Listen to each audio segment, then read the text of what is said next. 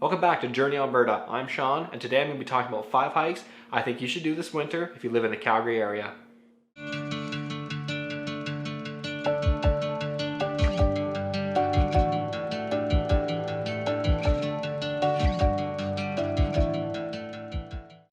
Before I get into the 5 hikes, it's good to know that if you're going out in the winter to be doing winter hikes, you should have some equipment with you, like a micro-spice on your shoes, your hiking shoes, your boots, to help you grip the ice a little bit better, cleats, something like that.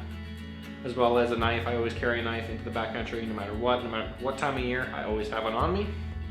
Proper winter gear, layers, thermal undershirts, thermal pants, stuff like that, long johns, stuff like that just to keep you warm. As well as maybe an emergency blanket in case you get stuck out there longer than you're planning on being out there. So, the first hike I recommend is Troll Falls.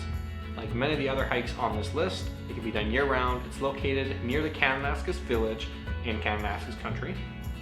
It's a fairly short hike, so about maybe 1 kilometer to Troll Falls itself. But then you have the option of going further up, which is a little bit more challenging. And I definitely recommend ice spikes if you're going up further to the other waterfalls. You get some pretty cool views from up there. Just make sure that you don't go too close to edges, because some people in the past have fallen off of them. So be aware of your surroundings, be safe.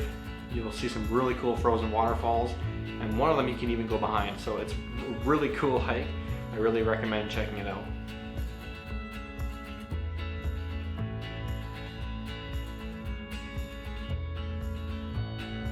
Next on this list is another Kananaskis country hike, Rawson Lake. This hike starts at the upper Kananaskis Lake, is about 4 kilometers long, and you gain about 300 meters of elevation. So not terribly hard, but in the winter it's a little bit harder than in the summer because of the snow and everything. You may need snowshoes on this depending what the snowpack is like, but you get some pretty cool views once you get to the lake. And the hike to Rawson Lake, and when you're coming back, you're hiking along the upper Kananaskis Lake for a section, and it's very beautiful. You get a big expanse of all the mountains and everything. And when I did this hike last year, my friend Jesse and I, we walked on the upper Kananaskis Lake to get back to the vehicle. So that was a pretty cool experience. Look at that view. The next hike on my list is Johnston Canyon in Banff National Park. This hike is a little bit further out than some of the Kananaskis ones, but it's still a great one. Many people have done it, many people have heard of it. It's a good hike because you can kind of go as far as you want to.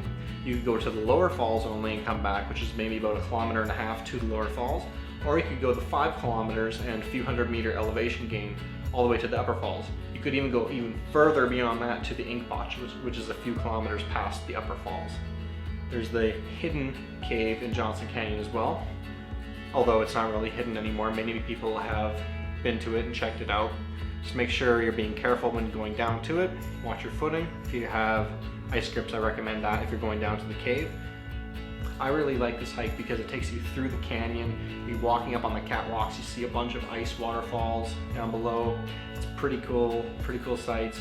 And if you go during the week in the winter, there's a lot less crowds. When I went there this year, barely anyone there, barely saw anyone on the trail. But if you go on the weekend, you're gonna see a lot more people. Unfortunately, that's a downside to this trail. But other than that, it's pretty cool. I think I found my new home. So anyone that's been watching Journey Alberta for a couple years or so might be able to guess which this next one is without even me telling you. Grotto Canyon. I've done the Grotto Canyon hike probably 4 or 5 times, maybe more, now that I think about it. I've done it in the summer, I've done it in the winter, but winter is where this hike really shines. It's a couple kilometers, maybe a few kilometers to get to the ice waterfalls at the end.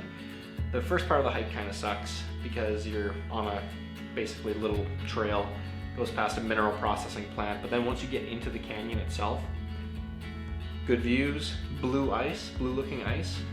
Make sure you have ice grips in your shoes because you're going to be walking literally on ice. And it's frozen all the way down, you don't have to worry about that. Also, what's cool is that you will see pictographs on the rock walls from Aboriginal people. So that's always a cool thing to see. It's pretty cool to see them because I think they've preserved them now with some kind of spray or something on them. So they're there, don't try and scratch them off, obviously. But it's really cool, and then right around the corner from that is the ice waterfalls, and sometimes you'll see people ice climbing there too. So it's a pretty cool hike, and that's why I think you should do it.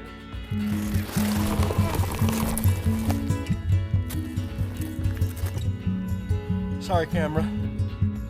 Last hike on my list isn't a particularly hard one, but it's a bit of a drive from Calgary. It makes for a great day trip. The Badlands Interpretive Trail in Drumheller. It's literally right beside the Royal Tyrrell Museum, so it kind of makes for a good kind of combination day where you go out there for the day, you hit up the Royal Tyrrell Museum, and then when you're done maybe, you do the Badlands Interpretive Trail, walking in around the hoodoos, and it's quite a cool experience. Last time I was out there and did this hike, I was doing it around sunset. Amazing colors all throughout the Badlands. You'll see if you do this around sunset, just great. And seeing the hoodoos and like the cool rock formations with the snow, it's a unique experience, and that's why I think you should really plan on doing this hike in the winter, because it's a different experience.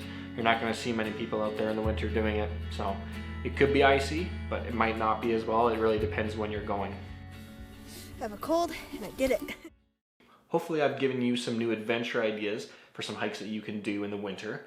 Even though it's cold doesn't mean that you can't still have fun and go hiking. Make sure to leave a like and comment if you enjoyed today's video. Subscribe for new videos coming every Friday, and I'll see you next week.